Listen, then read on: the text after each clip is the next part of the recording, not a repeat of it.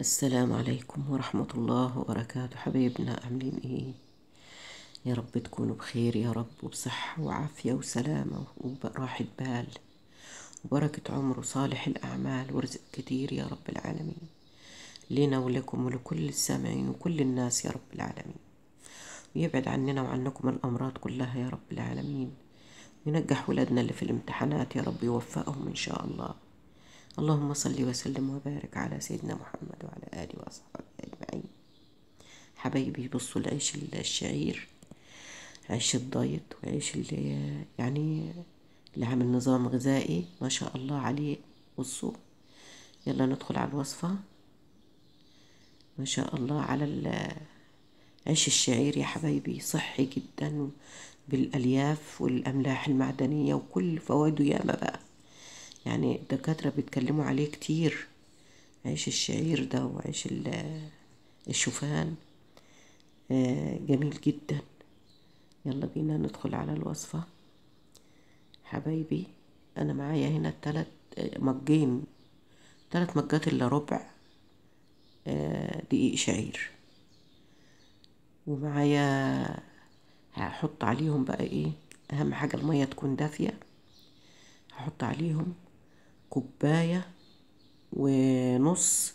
من المية، ولازم يكون العجينة متماسكة، لازم تكون متماسكة العجينة عشان تقدري تمسكيه وتفرديه، لان خبير بتاع دقيق الشعير سايب. صلوا على الحبيب المصطفى يا حبايبي، اللهم صل وسلم وزد وبارك عليه وعلى حبيب المصطفى.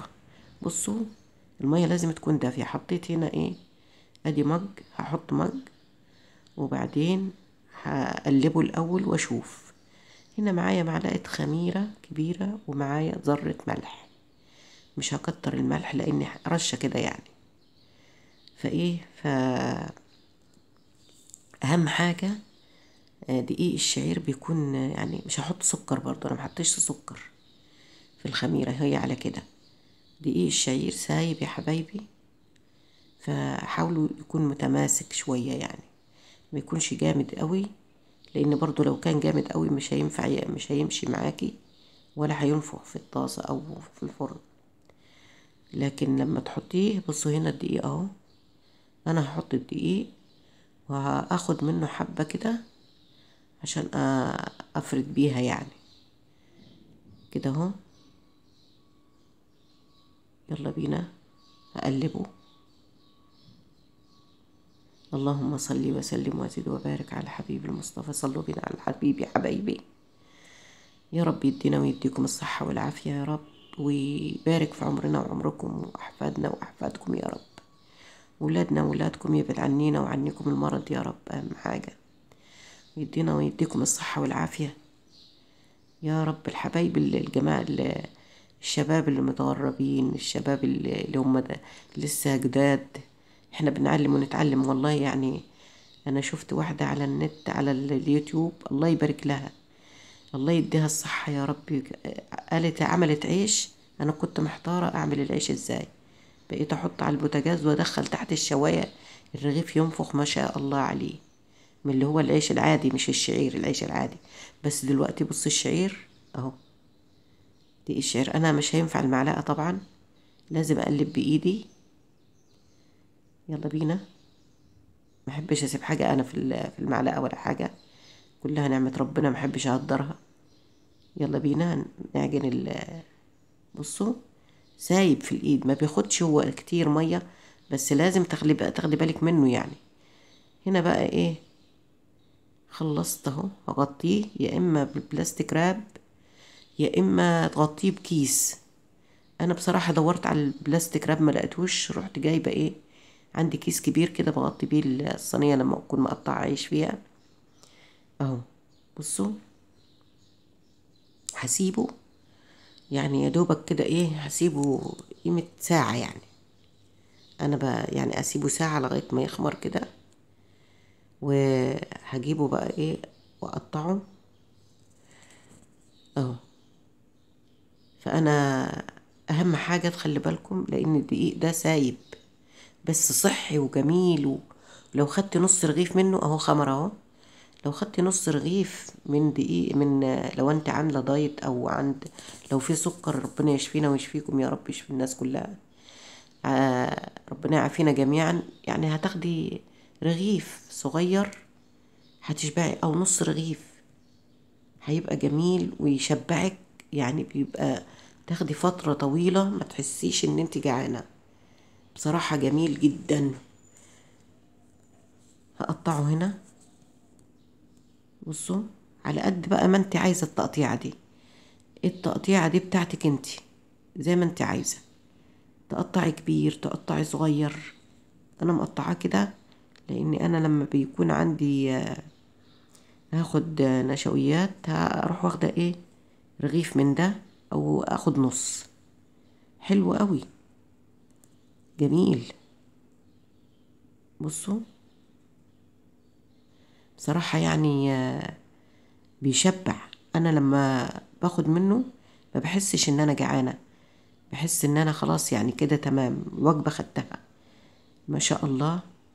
ربنا يا رب يدينا ويديكم الصحة والعافية. يا ريت تعجبكم طريقتي. ما تنسوناش يا حبايبي في اللايك والشير واشتراك في القناة. هنا غطيه بقى عشان ياخد ايه، هديله ربع ساعة كده راحة يعني، واروح ايه شغالة فيه اهو. هفردهم كلهم مرة واحدة. انا كنت فردت هنا فخليت دولت عشان افردهم قدامكم.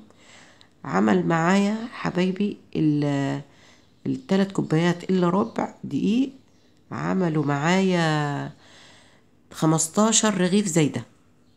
بصوا بقى، يعني ما شاء الله اداني كمية حلوة. ف يعني الخبز الدايت ده لما بتشتريه من بره غالي، لكن لما تعمليه في البيت حلو وجميل ومش مستاهلة. على الطاسة انت وقاعدة كده، بعد ما تعجنيهم وتقطعيهم وتسيبيهم يرتاحوا، هتحطيهم على الطاسة كده، في الطاسة من على البوتاجاز من فوق، هيطلع جميل. وعندك الخبز الدايت، وعندك يعني خبز الشعير ده ممتاز. احنا زمان كنا نعمله يا حبايبي، اللي هو كور كور كده ونحطه في الفرن، كان بيبقى جميل. خبيز الشعير ده والذرة الشامي، ما شاء الله. بص انا فردتهم اهو، فردتهم وبغطيهم، غطيتهم برضو بكيس عشان يبقوا ايه مرتاحين يعني، عشان ينفخ معاكي لازم تديهم وقت، يعني تديهم ربع ساعة مفرودين كده او 10 دقايق عشان يطلع معاكي في الطاسة ينتفخ يعني. فهنا ايه، هشتغل بقى فيهم في الطاسة كده، على الطاسة على البوتاجاز من فوق. يعني انا ما عنديش الفرن الا بتاعت البوتاجاز بس يعني. فالبوتاجاز يعني على الطاسة بعمل الخبز ده او اي خبز تاني حلو قوي، بيطلع حلو وجميل. ما شاء الله عليه. يعني الشعير ده حاجة يعني صحية جدا. ما شاء الله اهو. كده اخر رغيف ده وخلصتهم. بصوا يا جماله، ما شاء الله ما شاء الله. يعني حاجة صحية وحاجة مفيدة. مش زي الدقيق القمح. طبعا عندي الحبة الكاملة، بس لما باخد منها غير دي ده بحس نفسي ان انا كده مظبوط يعني. وما شاء الله بصوا نافخ ازاي، هو مش بيبان ان هو لما منفوخ، بس بصوا ازاي عامل ازاي اهو. يعني نص رغيف كفاية منه. انا بحب احمصه بقى، بحب ادخله كده الفرن، اديله تحميصة كده وباكله متحمص الصراحة، مش بحبه طري. بصوا، يعني نص الرغيف كفاية يشبع، لاني اليافه كتيرة، يعني غني بالالياف الكتيرة بصراحة الشعير.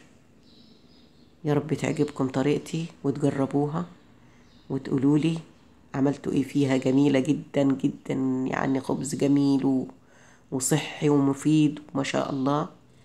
بالهنا والشفا على اللي شافه، بالهنا والشفا على اللي هياكل منه ان شاء الله. يا رب ناكله بالهنا منه يا رب العالمين، احنا وانتوا وكل الناس يا رب.